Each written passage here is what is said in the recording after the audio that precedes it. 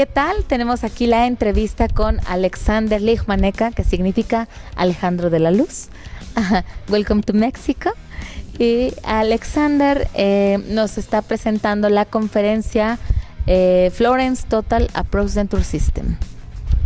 Dani, ahora las preguntas. Hey, Dr. Alexander, thank you for being here. Well, I have a question. On digital workflow for dentures, which are the most important steps in order to achieve stability, repeatability, and the best final outcome? I think the most important thing is in general always to understand and to think about what we want to achieve. Because a denture is not a new invention. The good thing is that everything started analog and we just transformed it slowly to the digital world. Okay. So basically, the best thing nowadays, when we already have an old situation, an old denture, a stable bite, something like this, we are able to make a dummy, we make a scan, we transform it literally, a little bit, and then afterwards we just try to make it better, because the most important thing is in dentures, people wear that for decades. Yes. Sometimes I make dentures, they are 40, 50 years old, they look horrible, but even these we can use to generate somehow useful data, right? Even if it's just to make a picture, to check the thickness of the plate, the length of the ridges, because sometimes it's like an old shoe. So basically when you go directly after school book, completely step by step, somehow theoretically it's right, but when the patient look better but they don't feel well and they don't wear it, it doesn't make any kind of sense. So we need reference, especially we, for example, in Austria and Italy, I'm not allowed to make the denture completely by myself. So when I need to make a denture and it goes through two pair of hands, like dentist and dentalician, the communication has to be very, very good, because this is one of the hardest things that we can do in our profession, to put 28 teeth in an empty space. So I need reference. Yeah, that's the for main sure. thing. When you used these old dentures, after the work of 30 or 40 years, they lose some vertical, right, dimension. So you compensate that, or how do you do that? That's not only about this. Like I said, that's a very strong example, 30, 40 years dentures. It always depends. Do you have a good old denture or a bad old denture?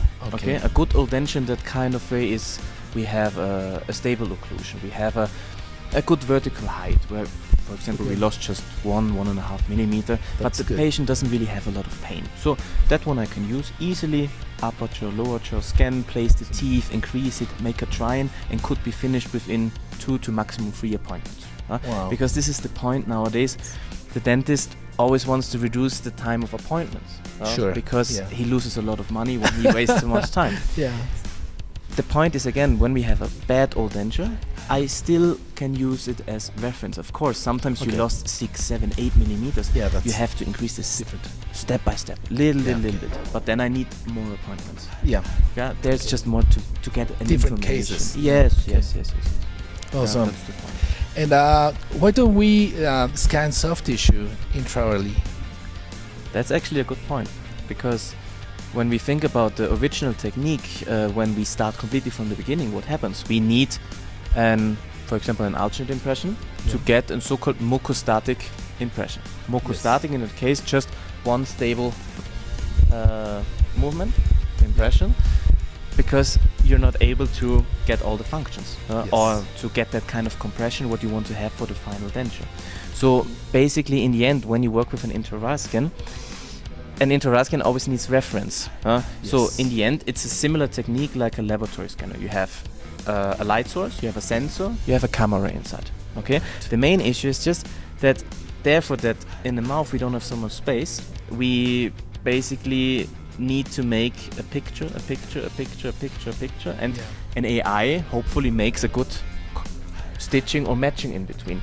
But when you don't have teeth and you just work on a soft tissue where saliva, blood, no reference at all, it happens quite easily that most of the scans are disordered, bended, flexed. This is the first point. So basically the technique itself is already limiting us in that kind of way. And the second thing is that we always have a free gingiva and an attached gingiva. So basically when we are moving here, outside, inside, up, down, this soft tissue is always moving on the scan and the scan doesn't know what is right. So basically in that case we still try to perform the original ultrasound impression. Okay. We scan afterwards the ultrasound impression if we don't want to make a model. Load it in the software, invert it, then at least we have one stable try-in, okay? Because when you already make an mucostatic intraoral scan, what is already bended, flexed a little bit, and you give the dentist an try-in denture what initially doesn't even fit, even if you reline it with silicone. Yes. You still can create problems. When I'm not a big fan of try-ins what are too what doesn't fit, because this is the most important part. Okay. Yeah, this is the main thing. But so you can say that there's only the need for one impression in the whole treatment. No. That first impression, or you need more this I don't impressions? say. You need at least two. Two impressions. Okay. Let me say. Even when you have an old denture, you were able with the old denture to put a light body silicone underneath, or a fit checker silicone. Yep. You can scan it, and at least we have a certain position. When we start completely from the beginning, of course, then we need something like an intraoral scan could also work. Okay, but never for a final function compression denture. Never ever. That just doesn't work.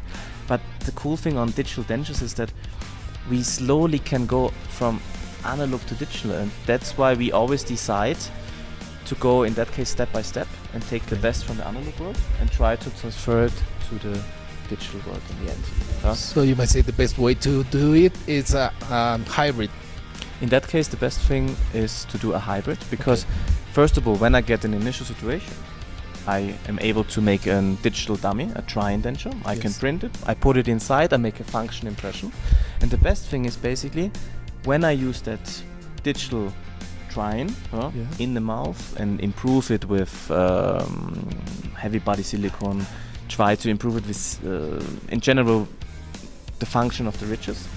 I get that part, scan everything, and the best thing is when I have something digital and physical and I scan it, I have always the possibility to bring it back into the position where I have my teeth, where I have my bite. So one time we figure out the perfect position, and then afterwards we just exchange the scans. That's the most important part, and that's the difference to the analog world, because what happens? You make an impression, you make a tooth placement, you make a you bring it back into an articulator, but you always have a different position. And that's why we make a try-in denture, and then it stays like this, like this, like this, like this. And this we want to avoid. There's one position, it fitted in the first time, and afterwards when it doesn't fit anymore, there was a problem. So I have again reference and information where I can work. That's the beauty of the digital world. That's the beauty of the digital world. Okay, awesome. Well, Dr. Alexander, thank you for being here. It was a pleasure meeting you. You're welcome. So we'll see the rest of this and the lecture. Muchas gracias. Mucho gusto. Muchas gracias. Nice to meet you. Nice to meet you.